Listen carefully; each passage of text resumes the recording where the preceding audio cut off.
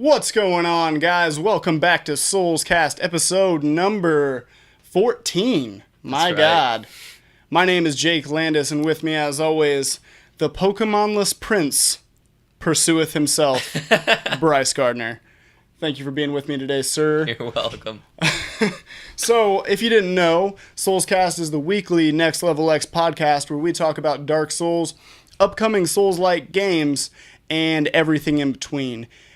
About halfway through the show, we have a little segment called Clip of the Week where we feature some fine Dark Souls PvP. If you'd like to be featured on Clip of the Week, send your clips to merkknight@gmail.com.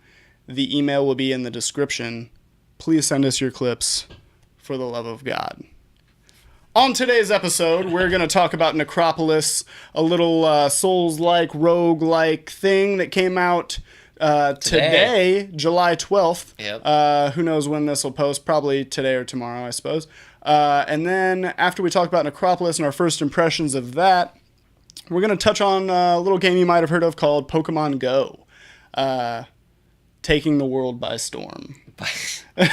Indeed. Isn't that right? But getting right into it, man, let's start off with Necropolis and our first impressions on that game. We spent about 8 hours playing 8 or 9 hours playing Necropolis today. Of just straight play. Yeah, just nonstop pretty much. Yeah.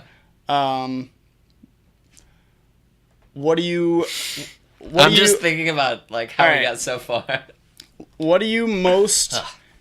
What did you most enjoy about the game first?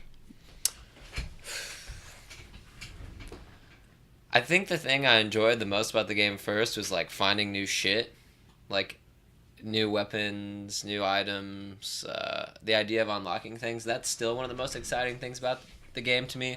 The codexes, which are these, you find these little things. They're like upside down triangles, and you also get them from completing tasks and whatnot.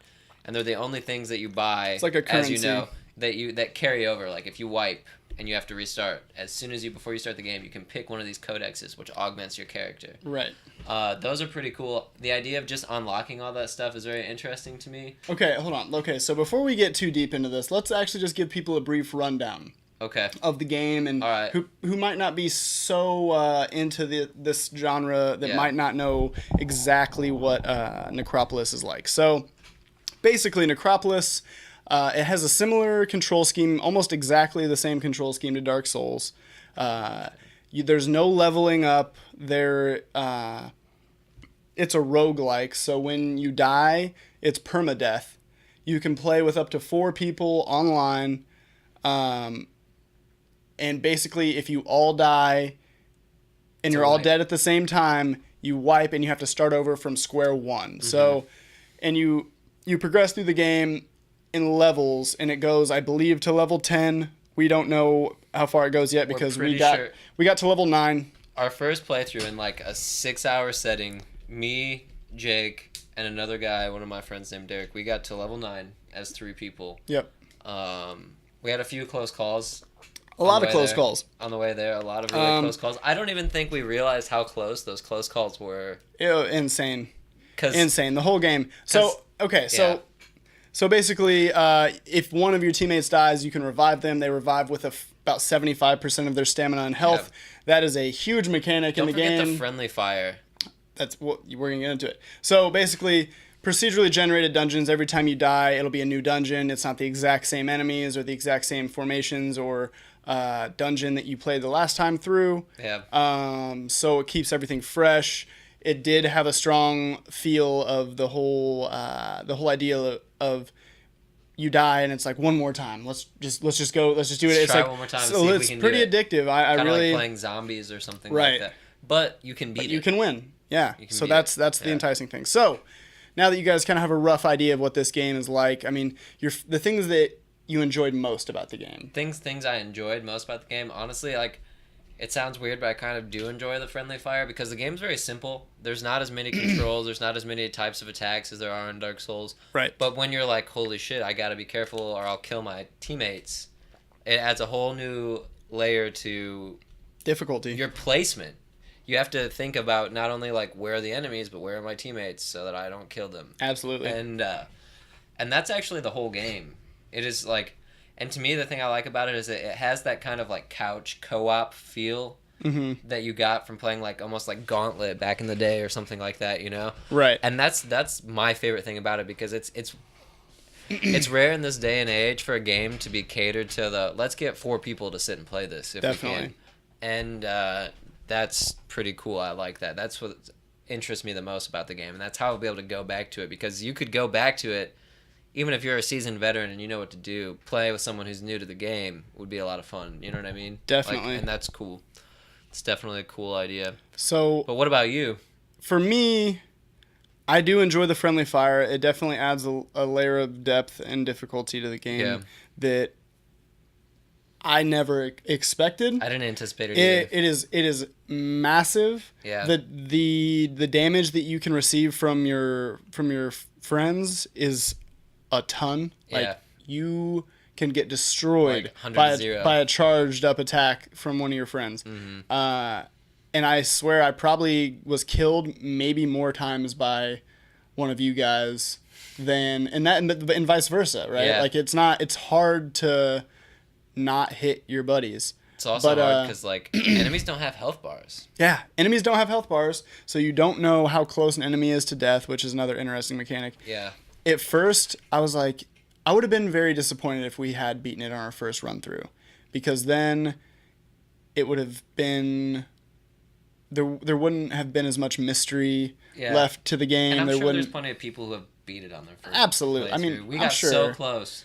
I'm sure I'm not saying that's out of the realm of possibility by any means, but I'm glad that we didn't, because we still haven't. And after we did wipe on level 9 on our first playthrough, we didn't make it past level 5 after that, and in like another 4 hours of trying. So because I think it's because we were trying to rush it, and the first time we were going through, we were just enjoying it, just figuring it out, killing everything, and so I do enjoy the level of difficulty. The other thing I enjoy, the loot.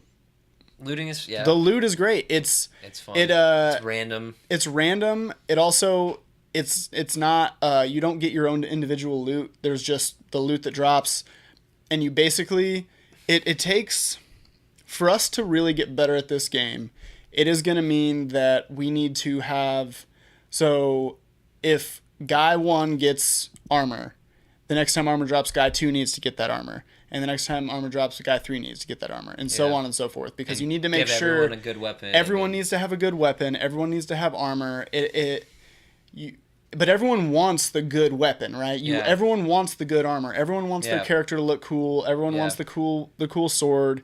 But you really don't benefit from one character getting all the good stuff. So as much as it's everyone's inclination to race towards the chest and everything, I think that it would be better if in the future we just have a system.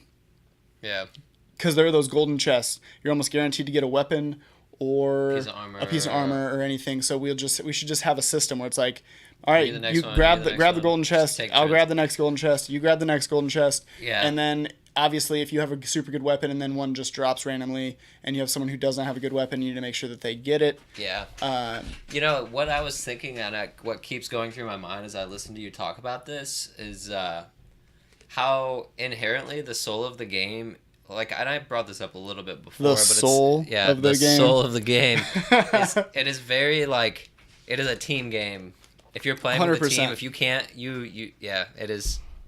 It's the strategy. One good person isn't going to carry you through the game. No. It's really not. The strategy of it is unreal, because if one person dies and you can't manage to revive them, that makes everyone weaker. Yeah. It really does. Yeah. You can say we haven't told them yet.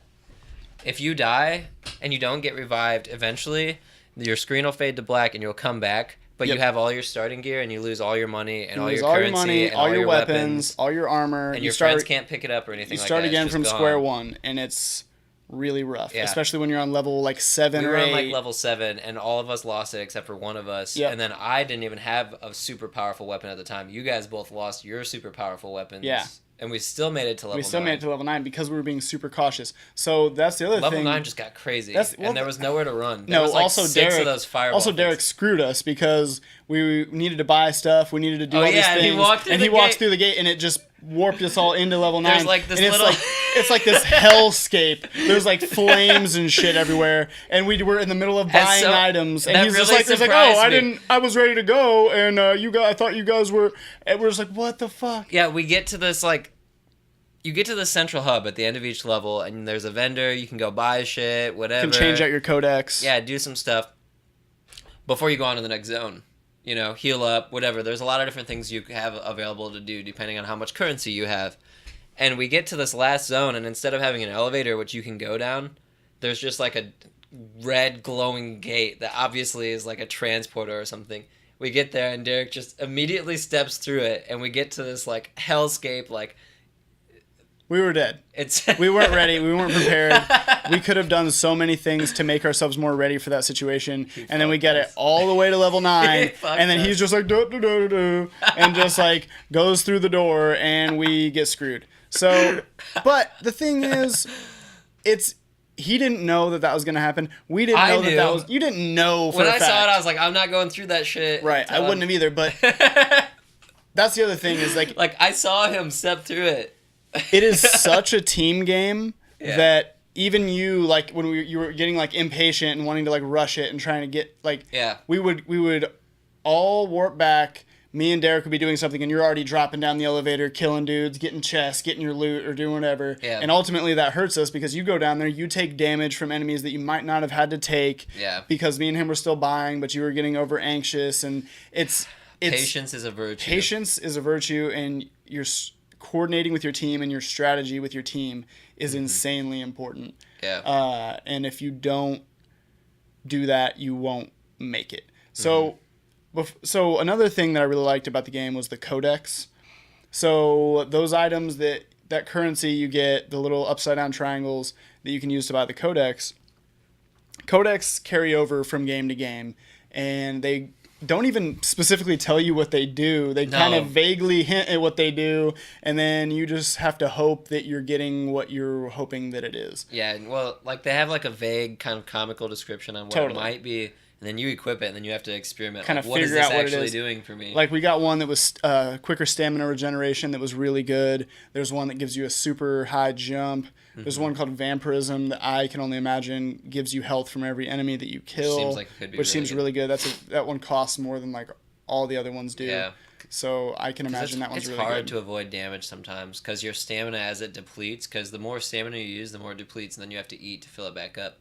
And when it gets low, you just... Only if you use charge attacks, though, which are insanely powerful. If you just roll a lot, your stamina goes down. Well, if you burn it down to the bottom. Yeah. But if you don't take it all the way down to the bottom, it doesn't burn it, and you keep a full bar. And you just do regular attacks, you keep a full bar. Even if you just tap your strong attack. Charge attacks are like so important. They're so important, but they also add another layer of difficulty where you have to eat food to replenish that stamina bar, because then you can get to a point where you don't even have enough stamina to do a charge attack. And if you run out of food, then you're kind of screwed, and we had to just keep rezzing each other, and that's where we got to. But I'm interested to, I guess what I'm excited about with the game is I'm interested in experimenting with a lot of different codex. Yeah. Seeing what they do. I really want to get the one for the shield. Yeah, what if it makes you take no stamina damage through the shield, and you can just block everything? We could have someone tanking while other people go in, and it could totally change play styles. True that. The jumping one obviously has some speedrun implications, but I don't think that that's necessarily the way to do it right now. Especially when you're playing with a group. When you're playing with a group, just jumping around and trying to run through the mobs, you'll miss out on loot, you miss out on gems, and then you get to the next harder zone, and you don't have the stuff you need to really buff your guys up to the point where they're going to be able to tackle that challenge, So I think it is important to fight all the mobs. I agree. But to be smart and coordinated about it, because you can't all just rush the same enemy, because then you're all swinging wildly, hitting each other, doing insane amounts of damage to each other, while the enemies are damaging you. It's crazy. Overall, I'm enjoying it. I'm having a lot of fun. I can't wait to play some more. I didn't want to stop playing. It's crazy, and it's also like it's kind of stressful. You know what I mean? Like it is like totally. Dude, I mean, we hit level 9, come back, die like level 4, come back, died on level 1 like twice. Yeah, we did. Died on level 1 twice. Because we were just rushing it, being silly, not doing the things not playing smart the way that the game demands that you play. Yeah. Also, before we get to our break, I do want to touch on some of the things that the game doesn't get right. I'd say it's fair to say that the hitboxes are a little bit wonky with some of the weapons. Yeah, I agree. You feel like you should be hitting, but you're not. But you're not hitting, and then it swings backwards and it'll hit your buddy when it doesn't seem like it should hit your buddy. Yeah. And it doesn't feel super impactful, but still, I'll say, and I know, I'm sure you've had these moments too, when you'll be fighting a dude like 1v1 and you dodge all his stuff just right. And then you just hit him just right, and you keep dodging, you block his hits, you can do the shield bash that kind of staggers him, and then you do a charge, and you just outplay the enemy, and you're like, wow, all right. Feels good. You're like, yeah. I'm tough, I got this, like I know how to play this game now. And the dodges, if you dodge at the right time, you don't take damage. You can dodge straight through things. They're definitely iframes. Oh yeah. I believe. Oh yeah. Right? Absolutely. Because for some reason I just remembered. Absolutely. I thought I might have heard. Doubt. There are. I've experienced it. I have too. What game was it that was saying that it didn't have iframes, but it was going to be an upcoming Souls-like or something? I don't know. I haven't heard of that. I remember hearing something that's saying a game that's coming out is not going to have iframes, but when you dodge, you just get out of the way or you don't. You can't dodge through attacks. I thought that might have been Necropolis, but I did feel like there was iframes for me. Yeah, absolutely. Things I don't think the game did well. I think that it would be nice if you had just a little bit more diversity in your weapon swings and stuff like that. And even two weapons that look like they would be a different class have like similar charge attacks and stuff. But what it boils down to is the game isn't about I'm having a 1v1 super combat oriented experience. I'm having like you can do that. Playing through as one person and beating it would probably be insane. Like that would be a huge challenge. Gotta be rough. But playing through as a team means that those things aren't quite as important. It's more so just utilizing your resources together, you know? But I wish that there was like dash attacks and maybe jumping attacks, you know what I mean? Jumping attacks. Well, you can jump and then slam down, but you can't like jump forward. Oh, it's just charge attacks, basic attacks. That's it. And then jump and then slam down attacks. But they're also, if you just tap your strong attack, like there was a certain sword I would tap my strong attack, he would do this spin around move, but if I charged it, he would do like a forward spinning move and then another. Slam so down. it was like different. I guess there is a little. And bit. you can also, do you know that you can charge your regular attacks too? Yeah. So there's regular attacks in combos, and I think it does up to a 3 combo. And then there's charged regular attacks that do a different special attack. Then there's heavy attacks. And then there's charged heavy attacks. And then there's jumping in the air, regular attacks, and jumping in the air, heavy attacks. Okay, I didn't realize there was jumping in there, heavy ones too. I think so. I believe so, unless I'm remembering wrong. I don't remember that. But, because I thought that some of them would just slam down, and then some you would slam down, and it would have like an effect on it. Yeah. But that could just be different weapons. I'm remembering wrong. It's interesting. But overall, enjoying the game a lot. We'll definitely beat it. I am impressed with it so far. I really think they might do more with it. I think they might release different races of characters that you could play as, maybe, or a whole nother Necropolis, like a whole nother 10 levels or something. Maybe like deeper, like you have to go 20 or something like, to beat it. Yeah. Or they might release because that would be insane. The reason why I think they might release different races is because it actually says the name of your race and it says where you came from and all this stuff. And it makes me wonder just your colors, though. That's all it usually is. Yeah, but it does have a name of it's. I can't remember exactly what it was, but it makes it seem like they're opening it up to the idea of you could be something else. That maybe you wouldn't have a dash attack, but maybe your blocks would be stronger, or like I don't know. It's interesting. That's a gripe for me about the game is you don't have any stats. You never level up any stats, and there's no like you pick up a weapon and weapons have different levels. Yeah. Like, this is a level 0, 1, 2, and 3, but there's no damage stats. There's no... The stats should be better. You can't view stats on anything. You just have to try it and see how it works. Yep. And that's just kind of how it is. Yep. Which is... Like, I get what they're going for, but and, like, they're succeeding at what they're going for with it, but that isn't necessarily succeeding with me. And even the art tone and the tone of the game is more casual, and it's more kind of... I mean, it's a very hard game, but it's more childish and it's more humorous than a game like Dark Souls where, you know, there's more numbers and Dark Souls still gives you the stats, though. That's what I'm saying. It's more intensive. This game is kind of like jump in, play with your friends, you see your number on your tier number on your weapon go up. You're like, oh, this is a tougher weapon. I'm going to use this one. You know? Any group of friends that can sit down and actually beat this game means that they have good like teamwork, coordination, and teamwork. Because that's Absolutely. really what it is. Like, and if you can beat it by yourself, you're badass. God tier. You're patient and insanely good at video games. Because it's not easy. But that does take us to halfway through the cast. At this point, we're going to go ahead and toss it over to Clip of the Week, and I hope you guys enjoy. When we get back, we're going to talk about Pokemon Go.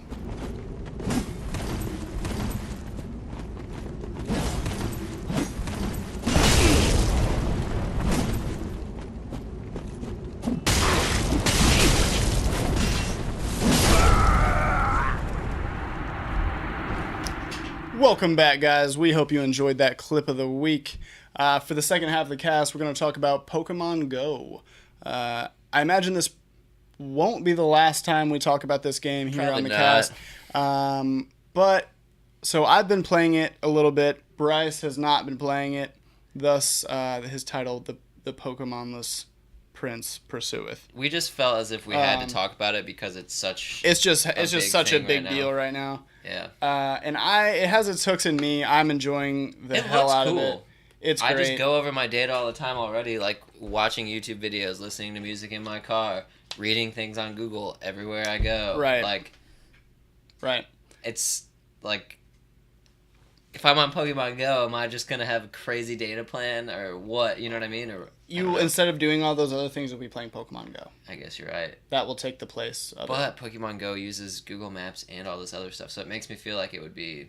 I don't know. Insane. My data says it's about to reach its limit, but my stuff resets on the 13th, and it's like Tomorrow. Yeah, so I'm not too worried about it. It's already like it seems like it's spacing out. I'm a just huge right. Pokemon fan. Don't get me wrong, and It's I think great. it's cool to see Pokemon get some of its original celebration. Pokemon had fallen off. It was basically just like us, the Pokemon adults, playing Pokemon games. Let me tell you about a moment I had. Okay. All right. Recently, me and Sarah went up to Indy, had dinner with my parents and my family for our birthdays or whatever. We get done with dinner. We're standing out in front of the restaurant, getting ready to walk over to the car, and I'm standing there with Sarah and my dad. I'm explaining to my dad Pokemon Go. I'm showing it to him. There's a Pokestop right there where I showed him what that is, and I'm explaining it to him. As we're talking about this, he's like, yeah, I hadn't heard about this, blah, blah, blah. Someone drives by in their car blasting the Pokemon theme song. Blasting it. The Pokemon, gonna catch 'em all. It's you and me. Someone came by blasting that as I'm telling my dad about this app that's like, and he was like, did that really just happen? He's like, are they really just blasting the Pokemon theme song in their car? I was like, yeah, it's a big deal right now. Like, this, Pokemon's always been big. And I love that. I'm glad for that. Pokemon's always been big, right? Pokemon's always been big, but it's big again. That's what I'm saying. This is Nintendo's first real foray. And they're getting attention from adults again, which is important because if you play like the old school Pokemon games, like you have to adventure, like the caves are dark, and it's like when I was a kid I got to the point that the caves were so dark and I hated the move Spark, like I knew where to go without even looking through those caves. But then you play the new Pokemon games and it's like not that you dark. can delete your HMs. You never really have to worry about where to go because someone somehow is going to be forced to tell you exactly where to go and what to do. Right. And like it's kind of lost that like adventure, and it's more just like here's your Pokemon game to the Pokemon formula. Here's 150 new Pokemon that we didn't really try that hard on. Right. Here we go. So they're like going back to their roots. It's cool because it's the original 150 too. Yeah. And now what I don't understand is maybe I need to spend some money on the game. Maybe that's what people are doing. But as an adult with a full-time job and a part-time... Oh, that's for sure what people are doing. And a part-time YouTube gig where we spend a fair amount of time doing this kind of stuff. 2 days a week where it's pretty much all day. 2 days a week doing this stuff, 5 days a week at work other than that. Yeah. But as an adult with that much going on, I feel like I've played a fair amount of this game. I feel like I've played enough of this game where I put some time into it. And I'm still don't have Pokemon that are even close to being able to challenge any sort of gym leader. All the Pokemon at the gyms have like over 1,000 like combat points, and my strongest Pokemon right now is like almost 400 combat points. Do you have a Pikachu? Yeah, I did. I just caught one the other night at the restaurant. That's all you need. I was doing it. Watch the original Pokemon series? Sarah was like, "Are you really catching a Pokemon right now?" I was like, "Give me a second. it's Pikachu. And she was like, you don't already have a Pikachu. I was like, no, I don't. And she was She like, loves oh. it. She's like, oh, okay. She loves it. She figured it out. She loves Pokemon Go. Well, she was okay with the Pikachu. She understood that I needed to catch the Pikachu. She understood. Yeah. She knew that was a big deal. Huh. I've got like over 50 Those Pokemon guys already. blazing by with the Blasting Pokemon the song. And like a nice car too. It wasn't like some That's kids. It was like beautiful. some like adult. Like I don't know. It was great. It's been great. I love it. And It's cool. I like it. Like, don't get me wrong. I'm just worried about what might happen to me if I get it. Realistically though, are you really gonna get up and go walk around and stuff? The thing is Maybe. you'll only utilize it when it's advantageous. When I'm at home and I'm like, man, I want to be it's not like I'm sitting at home playing Pokemon Go If you because walk I'm not back and forth through the house, would Pokemon start appearing in the house? Not really. No. Not a lot. Maybe every once in a while, like it would happen. But it's not the kind of thing where I could just pace back and forth and I would just get pops. You can't really cheese it too easily. That's cool. You can use incense. You need a Roomba. Right, but I don't even think that would help because then Just to level up, hatch your eggs. I've thought about this. Hatch your eggs, man. I've thought about this. There's very few ways to cheese this, and I don't think that even with the Roomba, because I think it has a pedometer in it, so I feel like it feels the impact of a step. So it just moving along, because when you're in a car, it doesn't count your space traveled. Really? Yeah, really. Yeah, but the Roomba's like bumping over stuff. Maybe. So what you need to do is you need to take little ropes and line them all over your house, and then have your Roomba travel across them so that it's bumping over them. See, that's the whole point. That school of thought that you're having right now is the exact reason this game is awesome. Because fat kids are sitting out there like wanting to play Pokemon Go, and they gotta go to do it. And that's awesome. That's super cool. Yeah. It's making people... that's one of the things that's one of my big opinions on it. I see it obviously on Facebook and all this stuff. It's like everywhere. And there's some people who are like, Pokemon Go is stupid. And there's other people who are like, whatever, I've walked more in the last 4 days than I walked in the last month. Right. Like, just playing Pokemon Go. Right. I met people, da-da-da-da-da. So that's cool. It's something different. It's just like, here you go. Nintendo's succeeding more than any other game developer in the mobile game now because of this game. Like, that's just how it's going to be. Yeah. Like, it's so big. Nothing else has been this big except for maybe Angry Birds. And what does that mean? Is Nintendo just going to retire all their systems and just do fucking phone games? No, the NX is coming out. Yeah. We're getting Legend of Zelda, Breath of the Wild. So it's happening. Nintendo is coming back. The NX is going to be successful. It's going to tie in with Pokemon Go somehow. There's going to be a giant Pokemon RPG, and Pokemon Go is just going to be the auxiliary app to it or some crazy shit. That's what I want, is just a giant open-world Pokemon RPG on a real console. I've kind of had my Pokemon Mystery Dungeon for the Game Boy. It seems like it could be tight, but... I haven't heard mixed any reviews. Yeah, I haven't heard any... Everyone's talking about this game. Yeah. Because it's that cool. And... it is a very polarizing game. A lot of people are like, this is so stupid. There's all this fucked up shit going on in the world right now, and people are focused on Pokemon Go. This is so dumb. You guys need to wake up. It's like... man, this is so stupid. There's all this fucked up shit going on in the world, and you're just writing statuses and you're just writing status on Facebook. It. Why don't you go and fix the world? These problems that have been going on in the world have always been going on. They never stopped going on, and they're not going to stop going on. Just because you're not playing Pokemon Go. I'm sorry that people are focusing on a game that's bringing people joy and bringing people together. Bringing people together, getting people outside. The cool thing is with Pokestops, you get extra Pokeballs and some XP. It's at different landmarks in different towns, so it actually incentivizes you to go out and see things that are in your town that maybe you never went and saw. I almost went out and looked at that statue, and if my battery wasn't going to die, I never really have gone up and looked at that statue. I know it's there. You know what I mean? But I never really have gone up and inspected it. Mm-hmm. But I was going to do it because it was a Pokestop and I was right there, and why not? Yeah. You know what I mean? So I think it's cool. We'll probably talk more about this again in the future. I can only imagine. We'll see where this goes from here. But I'm just waiting to see the bumper stickers like caution makes frequent stops catching Pokemon. I did do that the other night on the way home from work. I stopped in the middle of the street because 4 Pokemon popped up in this person's yard. I don't know why, but I was like, I can't just not do this. It was like 3:00 in the morning, or else I wouldn't have stopped in the middle of the road. But I knew no one was coming, so I was like, why not? And I just caught all 4 Pokemon just sitting there in my car. It was awesome. It was great. But yeah, I mean, there's a lot. We'll probably talk about this more. I'm gonna have to get this. You'll probably get it. You'll love it. It's so much fun. Sure. But that's the thing is, it's not something I can just spend hours and hours doing because you do have to be traveling around to do it. You have to be in motion, going to and from places, walking around.